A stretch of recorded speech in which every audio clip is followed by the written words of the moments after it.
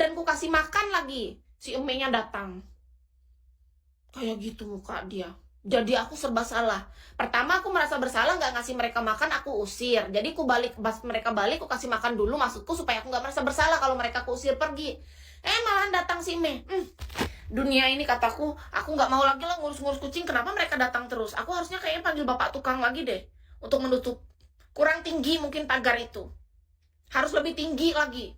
Di atas lagi sampai lebih tinggi biar mereka nggak bisa lompat. Pagar udah kita buat setinggi itu loh. Mereka masih masuk. Kayak mana ini? Hah? Aku tuh udah berusaha untuk galak-galak supaya mereka nggak datang. Aku nggak suka, jujur aja. Bukan masalah apa. Dulu aku cinta banget sama kucing. Jujur. Kejujuranku ini ya. Jadi sejak 2019 aku tuh menangis. Karena aku harus belajar melepaskan dan mengikhlaskan sesuatu yang paling aku suka di dunia ini. Yaitu kucing. Salah satu kesukaanku dalam hidup teman-teman tuh kucing.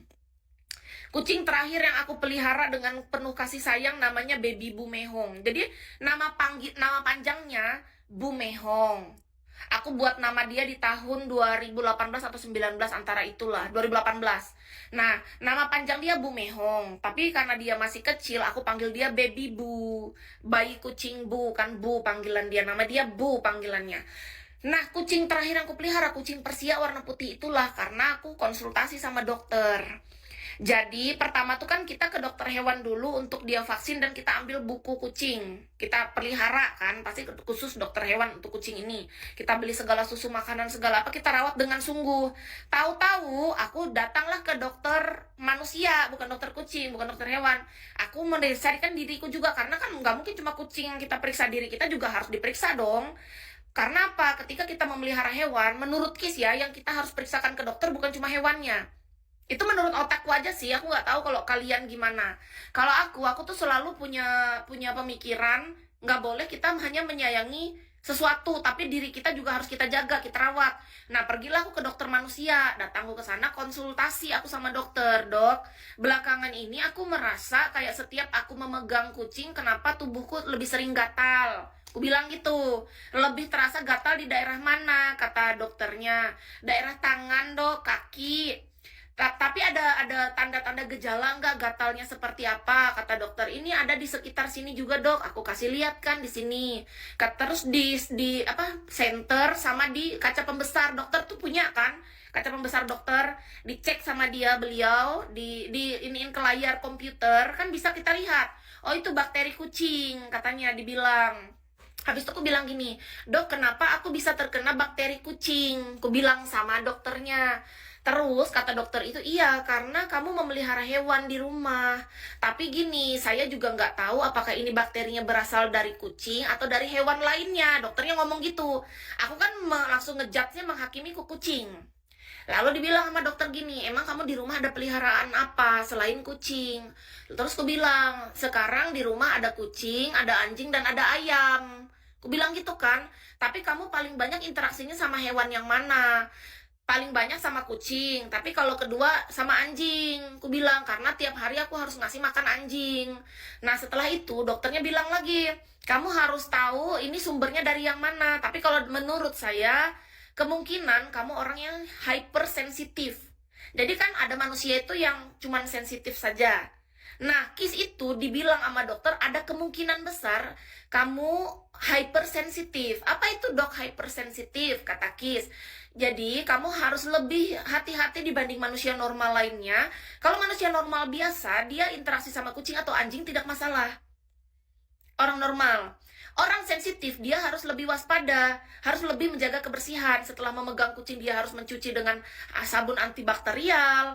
Kalau mau membuang pup atau kotorannya, dia harus pakai sarung tangan. Jangan sampai sedikit pun tersentuh dengan kucing, atau tuh misalnya setelah dia pup, kan bokongnya tuh harus kita bersihkan pakai tisu basah. Nah, aku kan kayak gitu orangnya.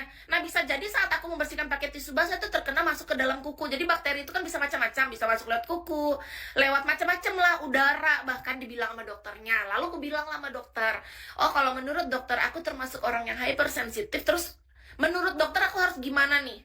Sedangkan aku di rumah nih ada pelihara ayam, anjing, dan kucing. Dan aku tiap hari interaksi sama kucing, aku tidur sama kucing, dok. Oh, kata dokternya, kamu tidur bersama kucing? Waduh, kata dokter. Bagaimana ini ya, saya ngasih tahu ke kamu. Dokternya kaget, karena dipikir dokter, saya pikir kamu tuh kucingnya dipelihara di dalam rumah saja atau hanya dimasukkan ke dalam kandang kalau dia lagi tidur gitu dalam pikiran dokter sebagai orang normal pada umumnya. Sedangkan kamu, kalau kamu termasuk orang hypersensitif, ditambah lagi kamu tidur bersama kucing setiap hari, nah, dan kamu yang membersihkan pupnya siapa? Ditanya sama dokternya. Yang membersihkan pup atau kotoran kucingnya siapa? Ya saya, dok. Aku bilang gitu. Selama berapa lama kamu sudah bersama kucing? Dari saya kecil. Tapi dulu saya tuh kucing kampung, dok. Tidurnya sama kucing kampung. Nah, sekarang ini kucingnya kucing Persia. Kucing kampungnya udah nggak bersama saya. Aku bilang gitu kan. Waduh, kata dokternya langsung geleng-geleng dokternya kan. Kamu tuh sudahlah hypersensitif, ditambah kamu tidur bersama kucing dan yang membersihkan pupnya kamu, apakah kamu menggunakan sarung tangan? Ditanya lagi, enggak dok. Kalau orang normal membersihkan pupnya, dia tanpa sarung tangan, itu nggak masalah, karena dia normal. Kamu harusnya tahu ketika kamu adalah orang hypersensitif, jadi kamu harus lebih waspada, lebih hati-hati, dan untuk perlindungan diri kamu tuh harus lebih, gitu. Digituin sama dokternya. Saran saya gini aja, dokternya langsung ngomong, pilihannya hanya dua. Kalau kamu tetap ingin sekali memelihara kucing kesayangan kamu yang Persia, karena saya tahu namanya kamu dari kecil sudah suka kucing, otomatis saya bisa memahami kondisi kamu saat ini, kamu pasti akan sulit untuk mau melepas kesayangan kamu. Saya paham di kondisi itu karena saya juga pelihara anjing. Kata dokternya, dia cerita, saya sayang sekali sama anjing, padahal saya agamanya ini, kata dia, sebenarnya nggak boleh melihara anjing, tapi dia cinta sama anjing, sedangkan aku cinta sama kucing gitu kan, jadi dia ngerti posisi Kis. Lalu dia bilang, kata dia gini, pilihannya hanya dua. Kalau kamu tetap mau banget mempertahankannya, ya kamu harus lebih melindungi dirimu. Tapi saya nggak bisa menjanjikan bahwa yang gatal ini tuh akan sembuh gitu, pasti akan bisa, kemungkinan besar bisa berulang kambuh. Kalau kamu ingin dan sayang sekali sama diri kamu, karena menurut saya orang yang hypersensitif ini dia memang harus lebih jaga jarak. Mohon maaf, saya harus jujur, kata dia. Mohon maaf, saya harus jujur sama kamu. Untuk kondisi yang kamu, apalagi saat ini sampai sudah kesini, ini gatalnya itu dari yang saya melakukan pemeriksaan tadi. Saya lihat, alangkah baiknya menurut saya kamu mesti jaga jarak dulu.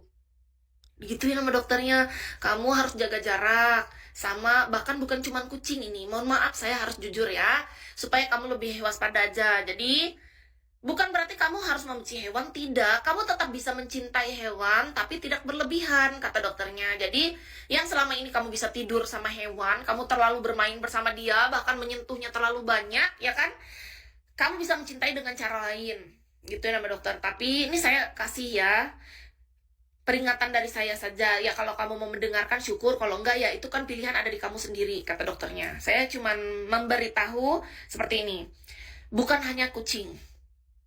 Dengarkan baik-baik ya. Jadi untuk kondisi kamu saat ini 2019 dokternya bicara, kondisi seperti ini memang jarang terjadi, kata dokternya. Kondisi seperti ini memang jarang terjadi pada manusia, karena manusia kan normal pada umumnya. Kalau enggak cuma sensitif biasa, ini hypersensitif. Jadi dibilang sama dokternya, kamu bukan hanya ke arah kucing. Menurut saya, pandangan